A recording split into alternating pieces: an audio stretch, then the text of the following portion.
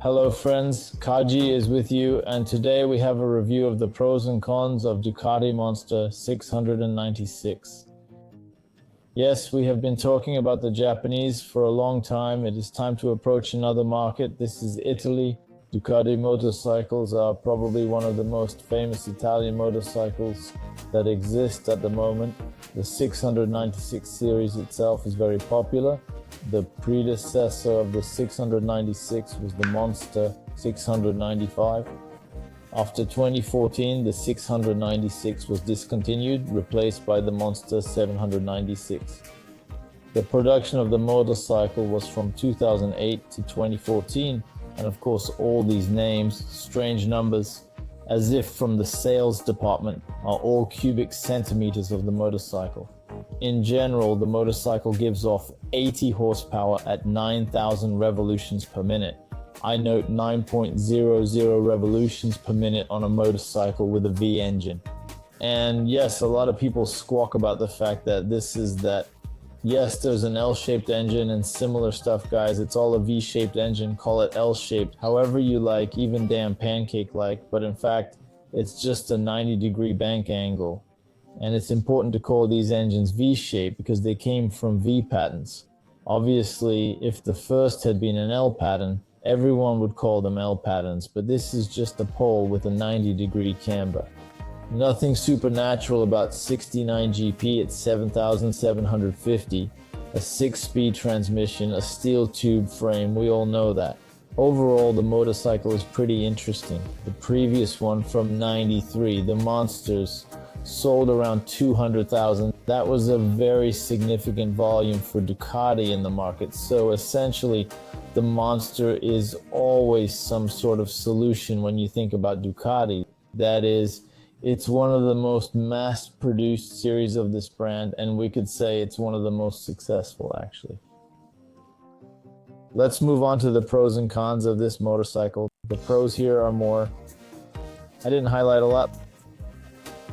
Let's start with the cons. The first con is the cost of maintenance. Yes, everyone probably heard this story about how the cost of maintaining a motorcycle can be quite expensive.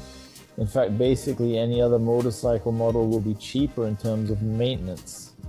Not simply because the spare parts are cheaper or whatever, but even if all other things are equal, you need to change the belts of the gas distribution system every 10,000 kilometers, and that's roughly 8 to 10,000 rubles, that is, in any case. No matter which way you look at it, all other things being equal, it will be more expensive to maintain. We also take into account the cost of unique spare parts, which also need to be ordered. They're not here, yes, of course. The main consumables, they're all there. But spare parts are usually needed not to change consumables, but because you fell or something suddenly broke and the like. The second minus is the suspension. Oddly enough, the motorcycle has a fully adjustable front seam suspension, rear SAS, but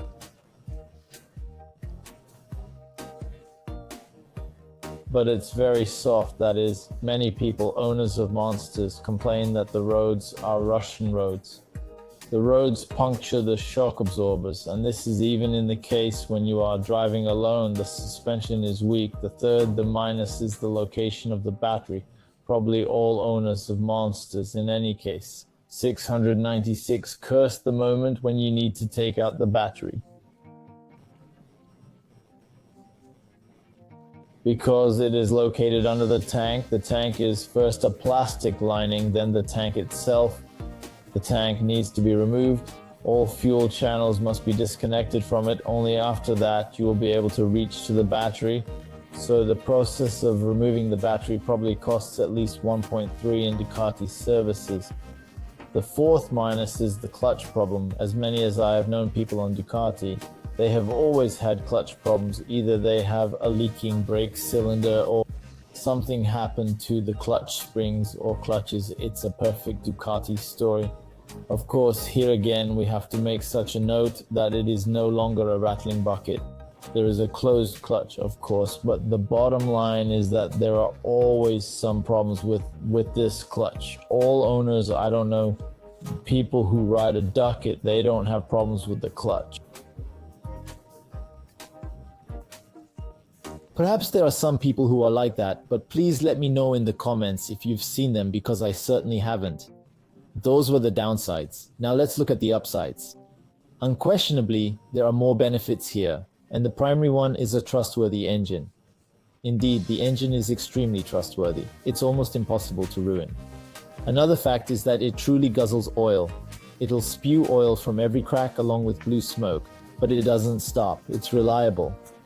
It's crucial that it's maintained by regularly changing the system belts. Everything will be all right.